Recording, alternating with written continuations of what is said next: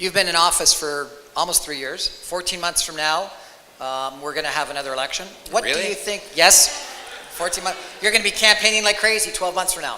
What do you think are your biggest accomplishments so far?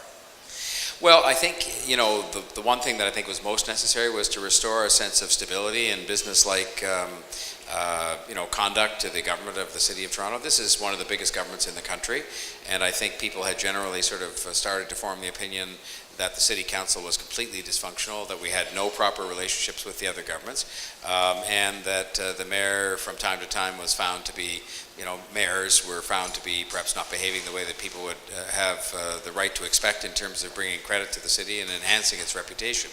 And so that was a significant thing, and we're not perfect in that regard as yet, but we certainly, I think, have got the council functioning on a better kind of basis. And you'll find that most of the votes reflect a stronger consensus than would be the case if it was as polarized as it was before. I try not to be a polarizing figure. I try not to polarize issues. I try to reach consensus on issues and reach out to other people and improve upon the things that we're putting forward if they become polarizing. So I think that was first. I think second, if you really looked at it, was to actually put forward a transit network plan. And people get bogged down on one transit project or another. But the fact is that for the first time we have a 15-year plan.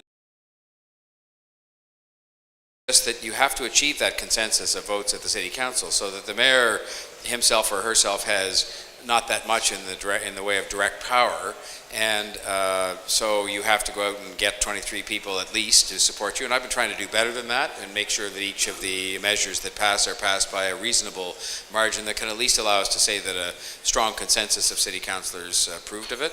So that's a challenge. And then the second challenge is just the time that it takes to get things done. I'm an impatient person. I was a CEO of a large company where you tended to sort of make a decision to do something and it was kind of getting done the next day.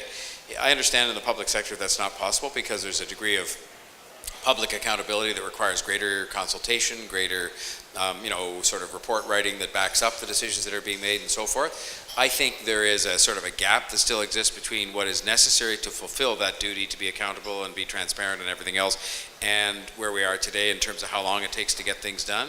And we're working on that. We're working on that in Jennifer's department. We're working on it with regard to all major decisions. We're working on it on the smallest of decisions when people come as customers to the government and want to get something done, and it still takes longer than it should. We have been way short of where we should have been in terms of automating the government like every other self-respecting organization has done so that people can do things themselves on their own timetables. So that is a big challenge, and that stands in the way sometimes of getting things done quickly.